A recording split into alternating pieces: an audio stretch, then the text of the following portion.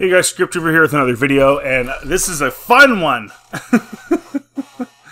The Acolyte continues a long, tragic Star Wars tradition, ruining the Jedi.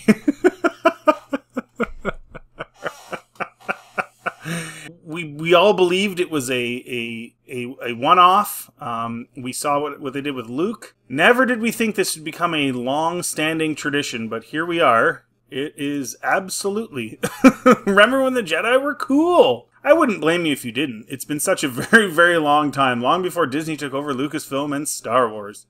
And Indiana Jones and Willow. I've had this thought running through my head lately. You can have too much of a good thing. It's the whole less is more notion. And it applies in a very big way, not just to Star Wars, but a lot of our beloved genre fiction. For example, let's take a look at Galadriel. Oh, don't even get me started on that. That is a depression of epic proportions. On the left, we have Galadriel from the Rings of Power, played by Morphy Clark. Bedecked in heavy plate armor and wearing a fancy elven blade on her back. On the right, we have Cate Blanchett's Elven Queen from Peter Jackson's Lord of the Rings trilogy. In the Lord of the Rings movies, Galadriel is presented as faithfully to the source material as is humanly possible. She's beautiful, ethereal, and mysterious. She is at once a source of courage for the Fellowship and somewhat terrifying when she meets with Frodo by her mirror. She is not in very many scenes and doesn't have very many lines, though she gets to do the intro narration, but her presence in the films looms large. You do not forget her. Correct. And I would add, for people that think that, you gotta have, like, this incredibly immense amount of screen time, if the character's written really well, they don't actually. I think Vader had 40 minutes total or something, not even, in the original trilogy. I think he had less than that, actually. I think it was like 30 minutes or something, 32 minutes, something like that.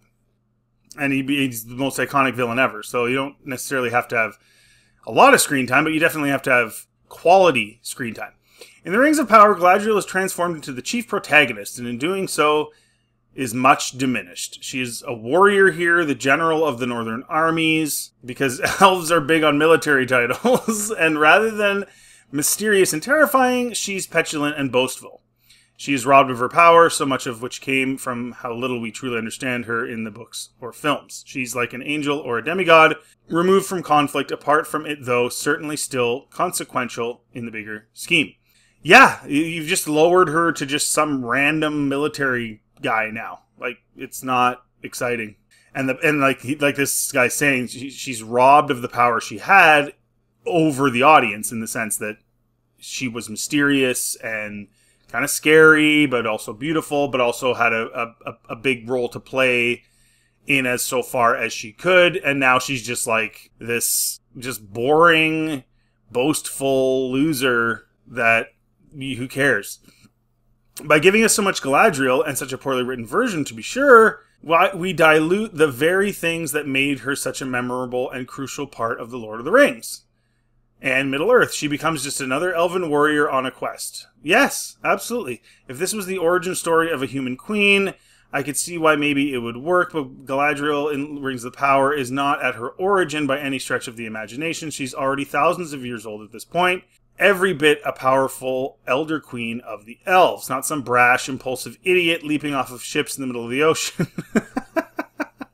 No, that's what she is now.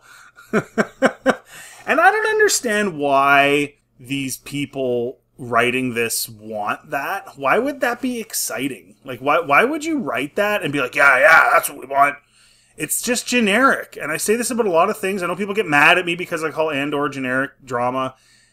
It's so much of what they write now is just straight generic crap, and then they slap a skin on it from a beloved IP, whatever it may be, and then they expect people to be like, woo! And some people go along with it, but a lot of people don't. It's because it's cheese, and it's lame, and it's less than. It's the same reason I've been saying all along that Star Wars should never have been on TV. It's way too big for that, and I say Lord of the Rings, same thing, never should have been on TV. It's for movies only, and then you make it bigger.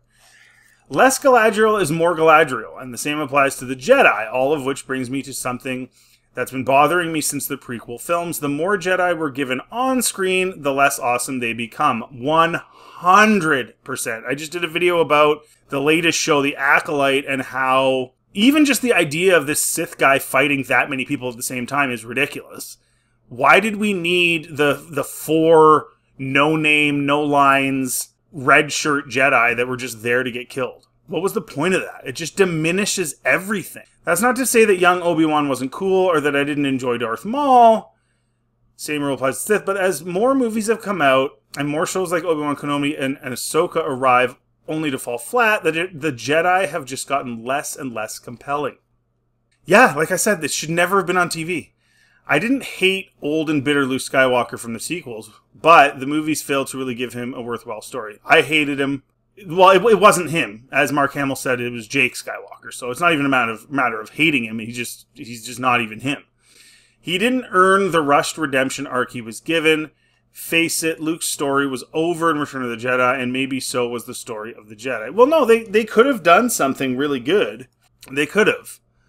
They could have drawn from the EU. They could have drawn from the Solo twins, all that type of stuff. They could have done something, but I would rather they had done nothing. I would rather his story ends at Return of the Jedi. Well, for me it does, than what they did. Writing over at IGN, Scott Kalura has a very good piece about how the Acolytes Jedi went out like punks in the 5th episode, and what this says about the Jedi in modern Star Wars. He notes that as the franchise has evolved, removing the mystery of the Jedi has also hobbled the power of the legendary warriors from a storytelling and dramatic standpoint. Not everyone can be Luke Skywalker after all, and this is on stark display in the Acolyte's 5th episode, when 5 fully trained Jedi are taken out in just a few seconds by the Master, whereas the Padawan Jeki Lon holds her own for far longer, though she eventually snuffs it as well. Kalura writes, "We don't know exactly how Jedi number 1 bought the moisture farm, as he's already lying in the jungle, dead, as the episode starts." Yeah, exactly. Jedi number 2, a Kel Dor-like Plo Koon from the prequel area, gets the Master's saber right in the back after he was hiding behind a tree for no reason. Moments later, Jedi number 3 is sliced across his belly, 4 is impaled by the Master's lightsaber, and then for a finishing move, the Master force pulls Jedi 5 onto his blade while still sticking out of 4's back before swinging for what is presumably a double decapitation just off screen. Shortly thereafter, he triple impales the Padawan Jeki and breaks Yor's neck, killing them both as well. Yeah, it's lame, dude. It's lame. It's corny. You know, speaking of like just the sheer volume of Jedi, I get it in the prequels, in Attack of the Clones especially, there was a lot of Jedi running around. I'm not a huge fan of it, but it was very sort of, it was almost in the background, right? You had the Geonosis battle and stuff like that. But as far as like the main guys, they all played a role. And they didn't really diminish the Jedi, in my view. But now they're just kind of like, there's too many, and they shouldn't have done a show in this era. I think that was a huge mistake, because you automatically are going to have a diminished Jedi, period, because you've got, they're at the height of their power. There's nothing interesting about that. There's nothing interesting. Like when you write a story, right, the protagonist has a problem that needs to be solved. And so for Luke, for example, the problem was that he had to deal with his father, deal with the Empire, deal with all these issues, but he was at, the Jedi were at their low point. He was really the only hope there was. Whereas if you try to write a story where there's a whole bunch of problems, but the Jedi are at their peak, you really don't have any option other than diminishing them. Anyway, so it just doesn't leave a whole lot there to be interesting. And so what do? They just have a bunch of them just deal with this Sith guy and get killed or whatever. Now, having said that, they still could have made it more interesting. I still think it would be lacking, but the way they wrote it was worse than it needed to be. On top of this, he points out that Carrie-Anne Moss's master Indara was killed in the first few minutes of the show, and 2 other masters, including the Wookiee Kelnaka, bit the dust as well. That's 10 Jedi slaughtered already in the show, and Soul very nearly one of them. The Jedi are basically terrible at being Jedi. Terrible at this. Terrible at being Jedi. That's actually, I just realized that's two an episode. So you've got like 30-minute episodes max. You know, after credits, usually they're less than that. And 2 of them are dying. Two on average per episode die. Do you remember when they were cool? When Alec Guinness's Obi-Wan told Luke about the Jedi of yore, Kalura writes, who you might recall were, for over 1,000 generations, the Guardians of Peace and Justice in the Old Republic. The Order sounded awesome, so mysterious, so legendary. The mysticism of the Jedi Order combined with the few scraps of knowledge we had about them. They fought in something called the Clone Wars to create a mythic era that was always going to be hard to satisfyingly realize on screen. Well, and that's a big problem too. So you've lost the mysticism of the Jedi Order now, which was part of the coolness, absolutely. And then on top of that, now they're trying to explain the Force, like they're going to do the Dawn of the Jedi movie. They're going to do all these things that it needs to remain mysterious. It's better that way. It makes the story more cool and more fun, makes the Jedi cooler, makes the Sith cooler. When you start explaining every single thing that's mysterious in a fantasy, it loses its luster. Like in Lord of the Rings, for example, we don't really understand the power that is, whoever the god of it is or whatever, totally, right? We don't. And that's a good thing. If you have all the answers all the time, it doesn't necessarily make for a very good story. But all they can do is just continue to try and provide answers which actually become bland instead of leaving it. Just leave it alone. Let it be mysterious. Let us as the viewer fill in those blanks for ourselves. That also makes it more of a relationship with the stories rather than just like sitting there watching mindlessly with your mouth open, just consuming. He continues, George Lucas had long promised to tell the story of young Obi-Wan and Anakin, and he finally did with the prequels. This inevitably was when the mystery surrounding the Jedi began to be chipped away. Absolutely, 100%. And as beloved as the prequels may be to some, it seems safe to say that it was something of a letdown, say, seeing the Jedi Council meeting in what feels like a conference room of a Radisson. Or watching Mace Windu and Yoda continuously mess everything up, blind to what's happening right beneath their Force-sensitive noses, or even realizing that the Jedi apparently have just been wearing the same uniform for decades upon decades. From the galactic consequences of the Jedi screw-ups to the okay design choices Lucas often made, the reality of seeing the Jedi Order in its prime was nowhere near as interesting as the Legend of the Jedi. I agree, although I think he's taking it a little too far. I don't think it was that bad. But he's not wrong in the sense that you start going down this road where you're not filling in the blanks and you're being spoon-fed these really neat things about the story that are mysterious, and then you're getting spoon-fed the reality of it, and it loses its luster. And absolutely, after the prequels, Star Wars lost its luster.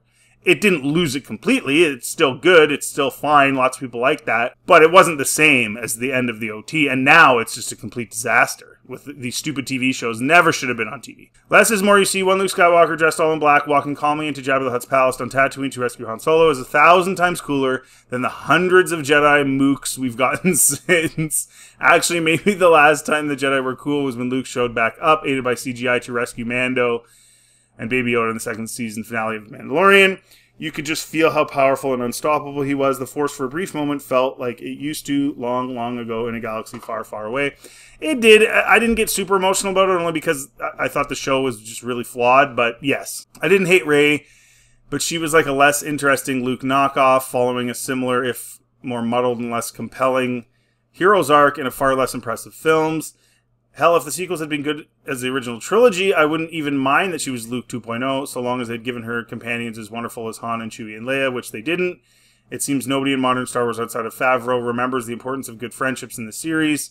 Well, and that's the whole thing, and her whole problem was that she was everything, right? She was the pilot, she was the Force user, she was the mechanic, she was the this, whereas in the originals, all of them had their different roles. Han was the pilot, Chewie was the mechanic, Luke was the Jedi, Leia was the strategist, and Rey was all of those things in one, which made her character completely bland. And it didn't just make her bland, it made everybody around her bland. All the characters around her, which eventually you got to the point where they had nothing to do for Finn other than just yelling Rey all day, because what's his role in the movies? What was the point of him? They didn't give him a role. She took everybody's role. In any case, the point I'm making here is that simply throwing more Jedi at us with their rainbow lightsabers does not help make the Jedi great again. No, it does not. This is especially true since we never got to even meet the 5 mooks. Are they trying to say monks? But or is he trying to say mooks? The Sith kills off in the Acolyte, and barely spent any time with the 3 key Jedi Masters either. Yeah, there's been 0 character development.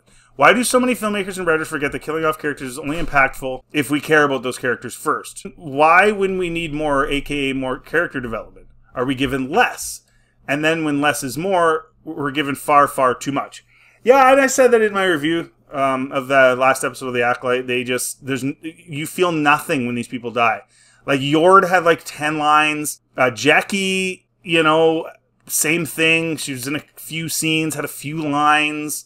They did no character development. And what's funny about that is these episodes are really short, and yet they still feel drawn out. And I was mentioning in my last video about how they're trying to make it like Game of Thrones, like dramatic like Game of Thrones. But the difference is, like, Game of Thrones had like hour-long episodes where they spent an awful lot of time in character development.